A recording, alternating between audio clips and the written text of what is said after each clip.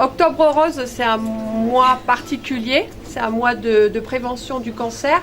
Donc les équipes, comme vous le voyez, ont travaillé sur comment à Oloron on peut mêler culture, activité et promotion de la santé publique pour la santé des femmes.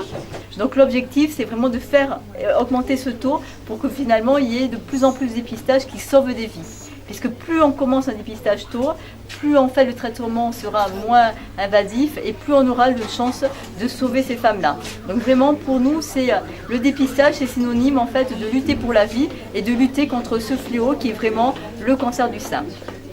Ça fait partie des missions statutaires de la Ligue, de l'information, la prévention, la promotion des dépistages. Donc tout au long du mois d'octobre, on se mobilise un petit peu partout sur le département et ici on a la chance d'avoir un partenariat très privilégié avec l'hôpital d'Oloron qui met en place des choses novatrices qui attirent le regard et c'est un autre moyen pour susciter l'échange, en parler encore et encore puisque comme vient de le dire Béatrice, il y a encore des progrès à faire sur la participation au dépistage. Sur Oloron, nous avons un local qui est situé 6 rue Géliotte, en partance vers Pau. Et nous offrons nous avons une sophrologue qui vient 2 fois par mois offrir ses services. Nous avons également une socio-esthéticienne qui offre des services gratuits également.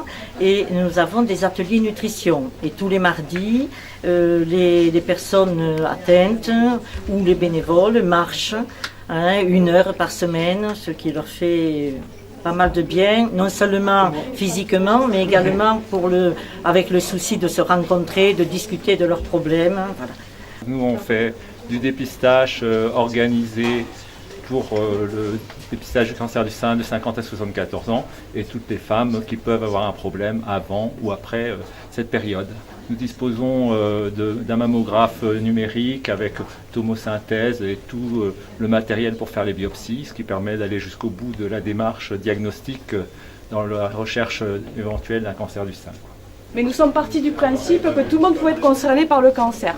Une femme, ça peut être une épouse, une compagne, une mère, une fille, une sœur. Donc voilà, ça peut toucher toutes les générations. Donc l'idée de combiner le grave avec ce que pouvaient faire les résidents à la maison de retraite, c'était l'idée de mélanger les générations, de montrer que tout le monde était concerné, tout le monde pouvait être touché, que voilà, c'était vraiment une problématique universelle.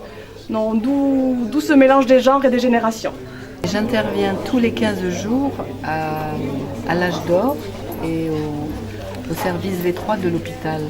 Et donc la fresque que l'on a faite tout ensemble représente le travail des résidents du V3 qui viennent à l'atelier Les couleurs de la vie et les résidents de l'EHPAD de l'âge d'or. Voilà.